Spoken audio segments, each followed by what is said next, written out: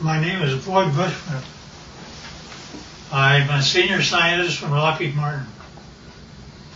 I have 27 patents.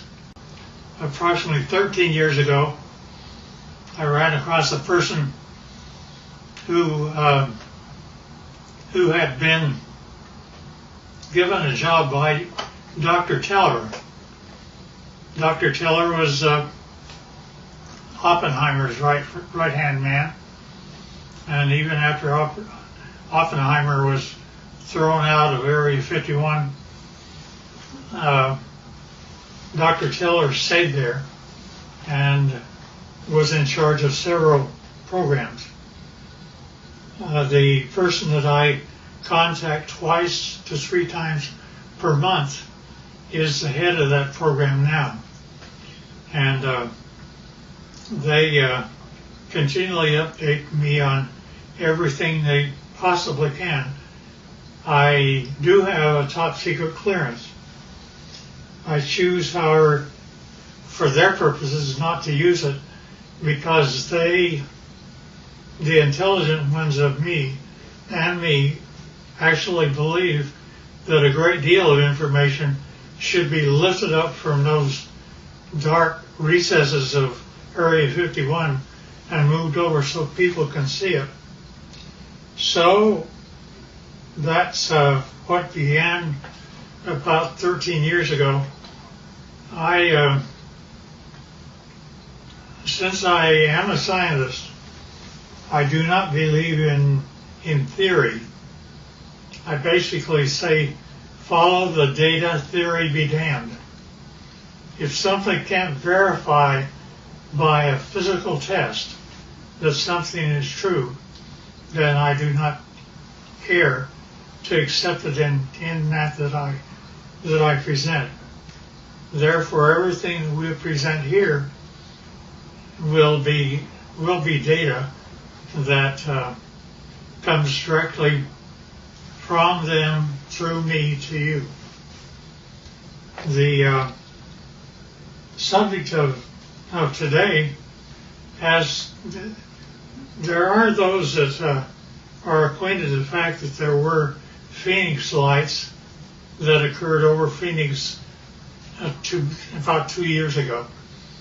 They were photographed, and those really turned out to be just blobs across the Phoenix sky. It turned out to be that a very dear friend of mine took his wife up a mountain on Valentine's Day, and they took a photograph of Tucson. Turned out to be, when they developed the film, there were a total of 5 UFOs across Tucson proper. And this is Tucson as they saw it. Can you get that? So here's the picture of Tucson as he had it.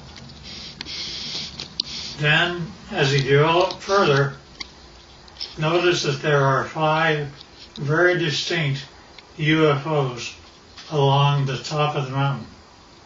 Mm-hmm. One of them is even canted a bit, about 45 degrees.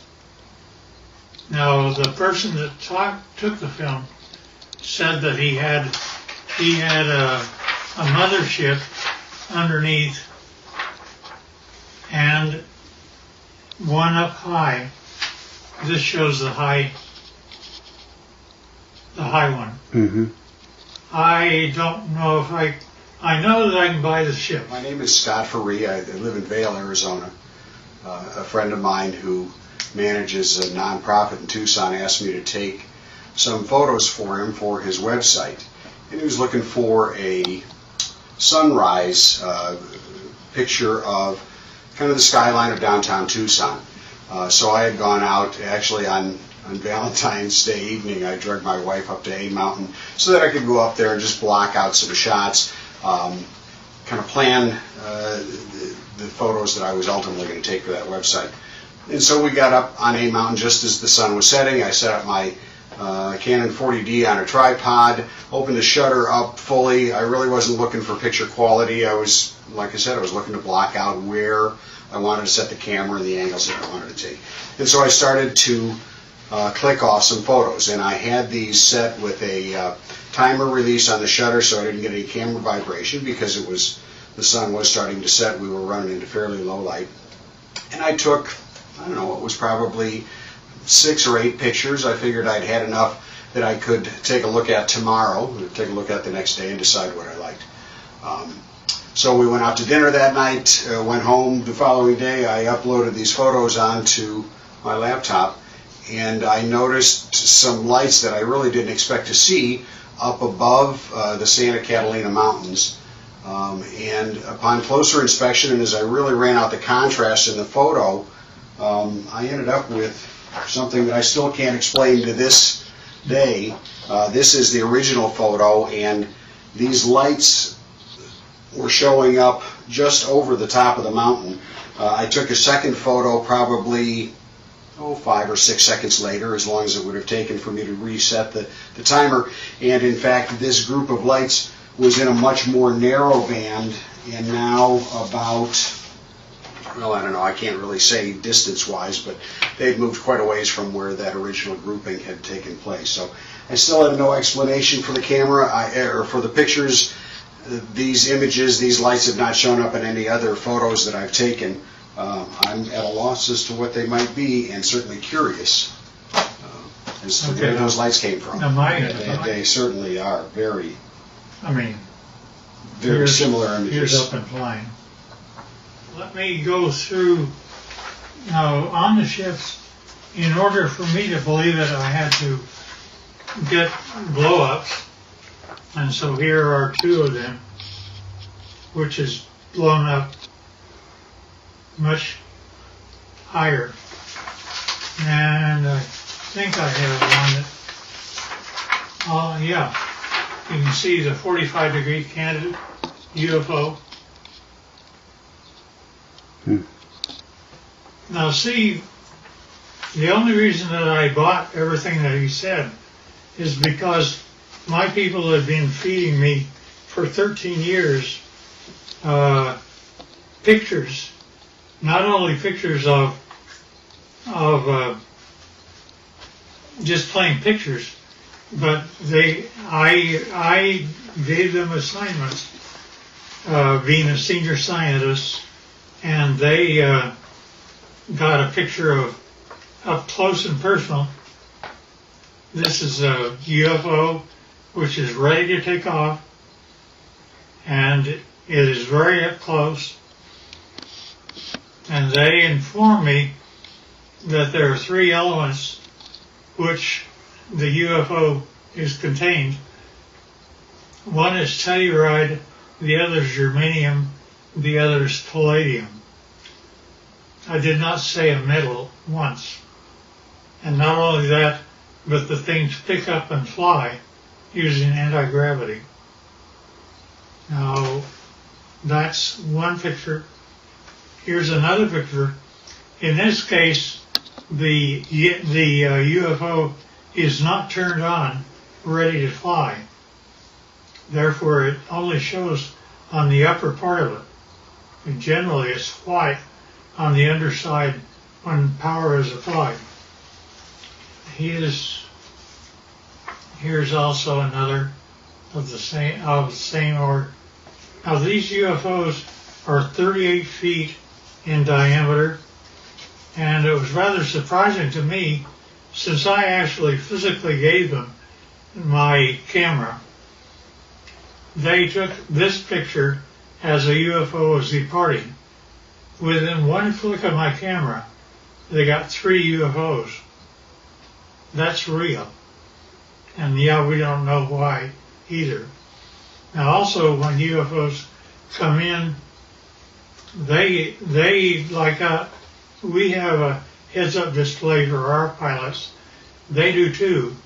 This is what their pilots see in order to tell them how to come to Area 51 and land. And not only that, they can go to a vertical hole in a mountain over 51 and go down a shaft. They don't have wheels. They don't have anything like that. They take off by going up straight, and then not only that, but they travel extremely rapidly. Their home planet is Quintonia, which is 68 light years from us. They, to my surprise, when I asked them how fast they take to get from that, it should be 68,000 years to make it according to Einstein. But they're able to make it to us in 45 years. So I gave them an assignment to photograph the planets from space as they were coming back. And they did that. And you see Jupiter and Saturn and Mars and Earth as it's seen by UFOs. And here's another. Now, we aren't going through motherships or anything like that. Nevertheless, those are the UFOs. Now, when they actually get powered up and actually start traveling, it turns like this. You do not hear sound. They're up. They travel like that. They look like that, and they travel extremely rapidly. Now, the question is who are they? Here's another one that's, you see the bottom, how it's all white? It's turned on. Here's also the bottom turned on. Strangely enough, I asked them to take pictures of the power unit on the bottom, up close and personal. They gave me this. I don't know what this means. That's when my camera actually looks into the power center of the UFO. Now, I asked them to tell me about who was flying these things. He therefore said, fine, they're approximately 5 feet, 4.5 to 5 feet tall.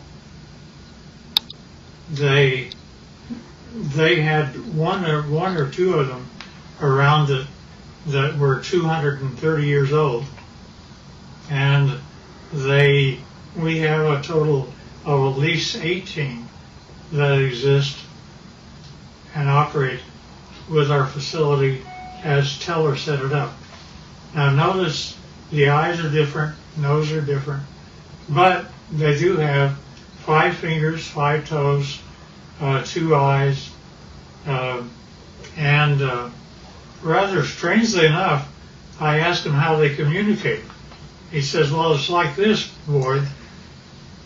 You all of a sudden have a question in your mind.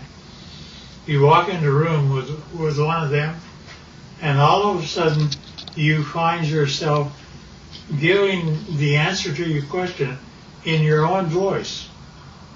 They're able to use your own voice by telepathy to talk to you. And I said, fine. Now that's how they look front. But when you turn around and look at the back, it's like that. Now notice that they have 3 backbones. They're actually cartilage. Nevertheless, it's a much more efficient system as ours. They also have 3 ribs in their system rather than more. This is also the back side of an alien.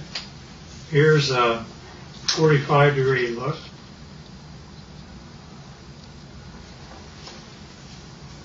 And here's the back of the head. Notice the veins, and no hair. And now when we talk about aliens, I pushed the issue, and he said, well, there's kind of 2 groups of aliens. he divided them, they divide them into two groups.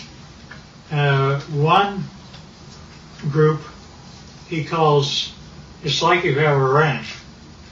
And you have a ranch and you find that one group are your wranglers that know how to wrangle your cattle.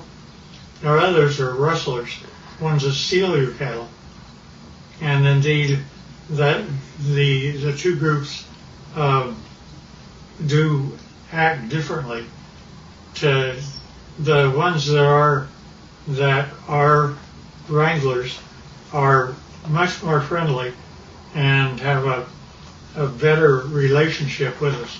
Here's the other side of the alien too. Now also notice that their feet, where they have 5 toes, the toes are joined together like a frog, and yet they are dissimilar. Now there was a surprising occurrence, and that is my friend had one of them that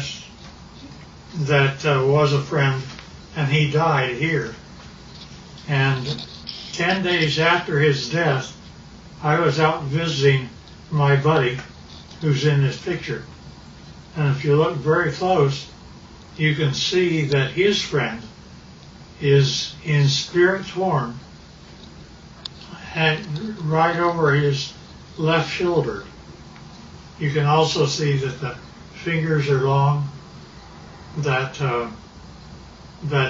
there is something. We have an expression that basically say when a person dies, they stay around their body for 3 days and then go off, and they basically have the same thing that happens to them. Now, with respect to the alien craft, we have American citizens which are suited up like this, and they are working on UFOs 24 hours a day, and we're trying to learn what to do. These are 2 guys, 2 American citizens, and they're trying to protect themselves against germs and things like that. And here's another view of them. And here's another one. There's an upper part of a UFO and a lower part of a UFO. This is the upper part, and it's just one of them up there. They have, generally we give them suspenders so that if they start floating, they don't have gravity on the inside. Somebody can grab them and float them over to the side. And this is the home planet that they come from,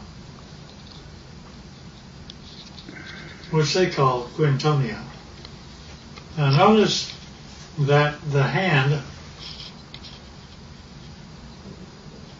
that's an alien hand.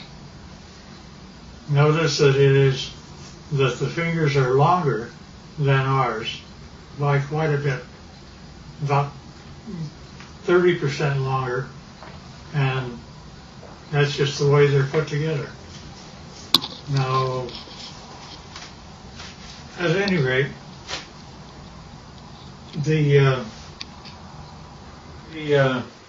this process that introduced me directly or indirectly to Dr. Teller's work with the group that still is in charge of Area 51 and equivalent, turned out to be a doctor, very, very fine gentleman. And I was carrying on a conversation with him. He saw how the subject was going, so he simply said, well, you need to know what I did one day. And I said, okay. He said, I was in the process of doctoring a pilot who was a test pilot, a Navy test pilot for the United States government. And it was 1947. said he began, I don't know if it's a drug I had him on or what was occurring, but he basically told me that the radar group, had found a blip out over New Mexico, and that they would like to assign me to go out and check it out. So he said, fine, I'll do that. And he got the fastest airplane that existed then, which was a propeller at the time. And it was fully armed and all the rest of those things. Nevertheless, he was out flying, and he found the item, and he immediately communicated back, and he said, I wish authority, first of all, I want you to tell me, are there any other airplanes flying? Are there commercial or anything else around other than he and I? Said, just the two of you. And he said, fine. Second thing I want to know is, do I have authority to shoot it down? I said, why do you want authority to shoot it down? He says, because I am flying the fastest thing that the United States can make, and he's beginning to leave me. Therefore, I know he's either a friend or an enemy, and if he's leaving me, he's an enemy. Therefore, I wish authority to shoot it down. The commander said, fine. He granted him authority. He pulled in. He shot him down. It came down. He flew past and saw that there was a road on the one side of a fence area. He came down and landed his airplane. Hard to do, but he did. And then he cut across the fence. One of them, the door was open. One of them was out walking around. But he didn't care about that. He cared about what the vehicle was. So he went over, and rather strangely enough, when he ducked down, because they were only 5 feet high, he saw that he could see through the walls. Not only that, but as he stepped in, the floor was spongy. He looked at the 3 that were there, and they were dead. He knew they were. He'd killed them.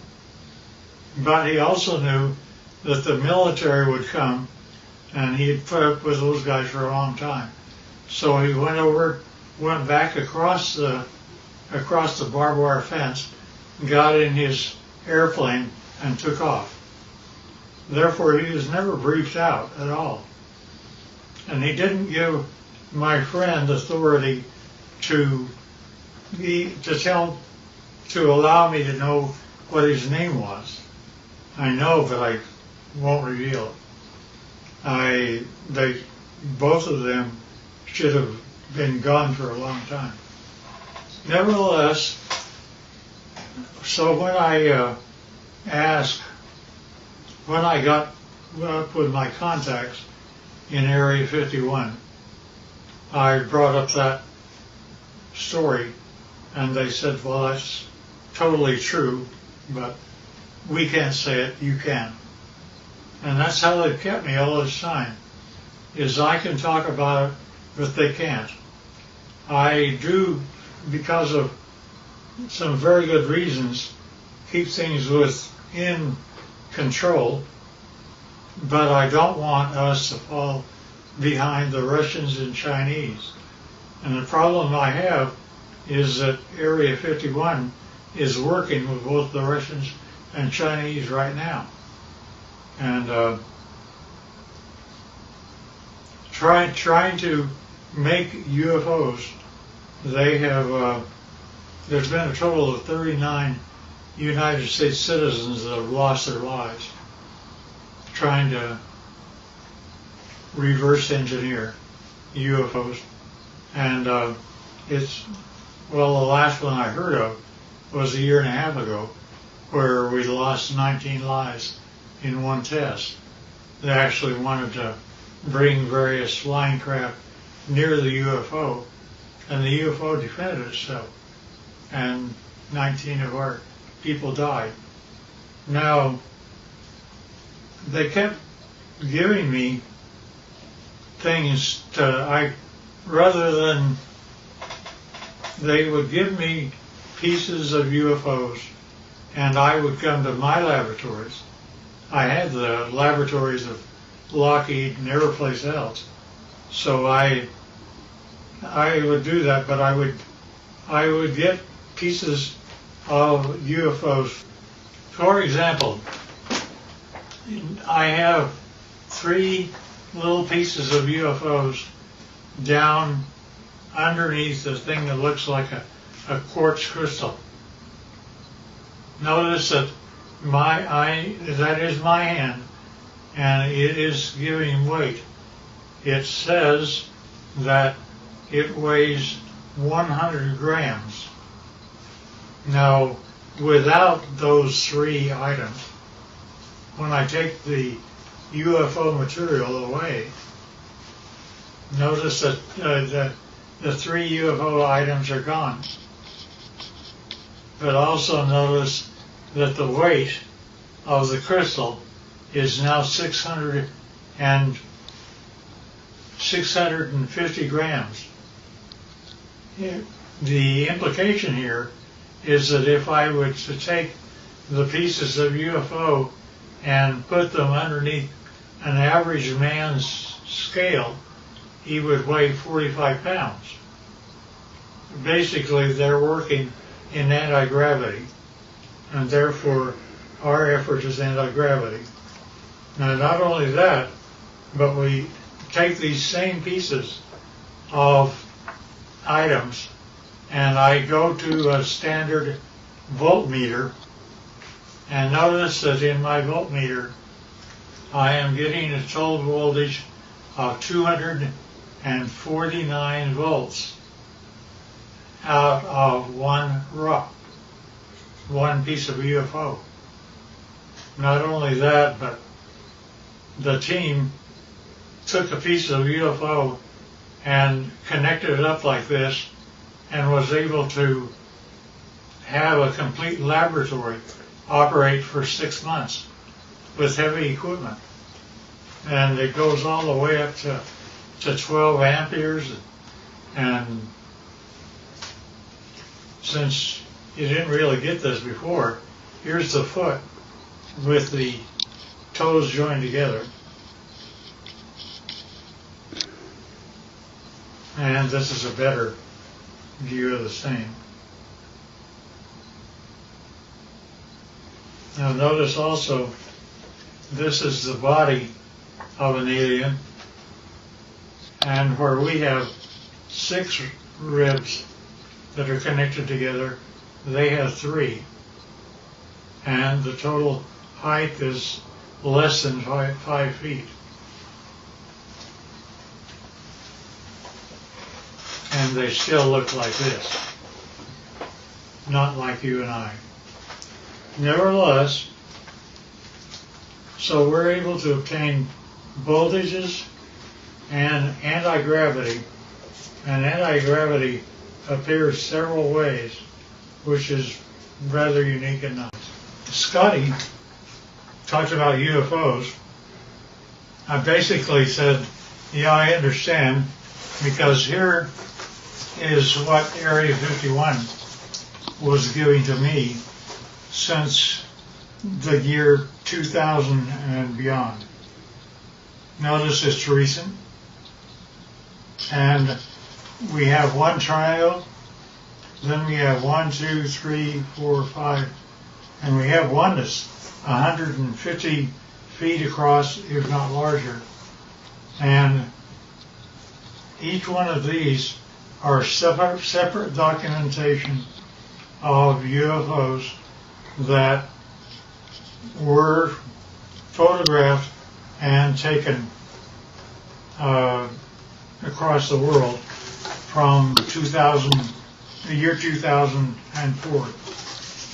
Now, when you actually get what that all means, is a UFO, when it's white on the underneath side, is ready to fly like that. And it's anti-gravity, that's the reason you don't hear anything. But when it's just parked means just floating in air. It could be above your house, like this, and this. This turns out to be the heads-up display that the aliens see of how to go to Area 51 and store their craft. Nevertheless, this is what the craft look like. That's how they change power.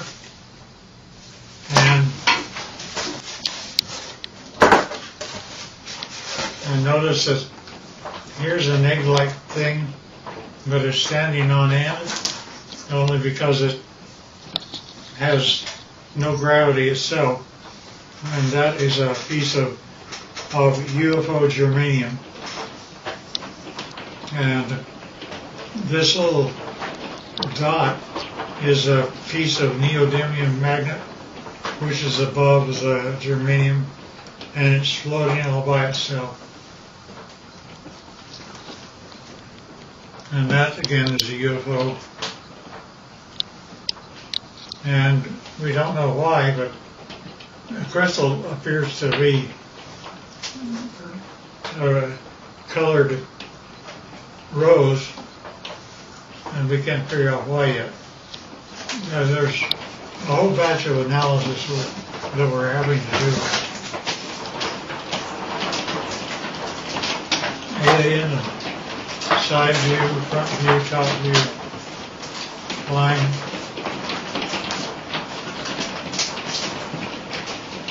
And that's the power center of palladium in the middle of the craft.